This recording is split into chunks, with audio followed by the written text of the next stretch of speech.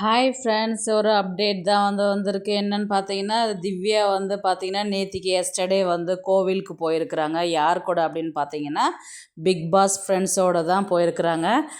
யார் யார் போயிருக்கிறாங்கன்றது பார்த்தீங்கன்னா, அரோரா, கனி, ஆதிரை, துஷார், அதுக்கப்புறம் சபரியுடைய அம்மா போயிருக்கிறாங்க. யார் ஒரு சீரியல் ஆக்டர்ஸும் கூட இருக்கிறாங்க.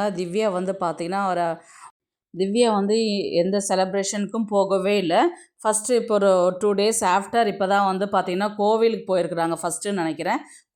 கோயில் போயிட்டதுக்கப்புறம் பார்த்தீங்கன்னா, ஒரு சின்ன செலப்ரேட்டி தான் பண்ணியிருக்கிறாங்க. அது பார்த்தீங்கன்னா, ஆதிரை, துஷார், அரோராலாம் பார்த்தீங்கன்னா, ரொம்ப ஜாலியாக என்ஜாய் பண்ணிக்கிட்டு, கேக்கெலாம் வெட்டிக்கிட்டு, சூப்பராகவே என்ஜாய் பண்ணின்ட்டுருக்குறாங்க. இதில் பார்த்தீங்கன்னா, திவ்யா பிக் பாஸில் இருந்ததை விட, வெளியில் பார்க்கும்போது பார்த்தீங்கன்னா, ரொம்ப க்யூட்டாக, அமைதியான ஒரு பிக் பாஸ் திவ்யாவாக இருக்கிறாங்க.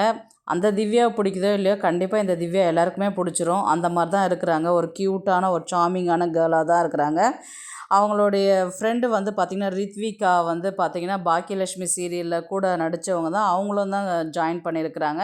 ஆக ஜாலியாக என்ஜாய் பண்ணிக்கிட்டு கோவிலுக்கு போயிட்டு செலப்ரேஷன் பண்ணிட்டு இருக்கிறாங்க. பார்க்குறதுக்கே ரொம்பவே அழகாக இருக்குது. லாஸ்ட்டாக பார்த்திங்கன்னா, அந்த பிளாஸ்மா ஃபங்க்ஷன் ஈவினிங் பார்த்திங்கன்னா, அதில் டான்ஸ் ஆடுறாங்க எல்லா செலிப்ரிட்டிஸுமே வீடியோ பிடிச்சிருந்தா ப்ளீஸ் லைக் பண்ணுங்கள், ஷேர் பண்ணுங்கள், சப்ஸ்கிரைப் பண்ணுங்கள். தேங்க்ஸ் ஃபார் வாட்சிங்.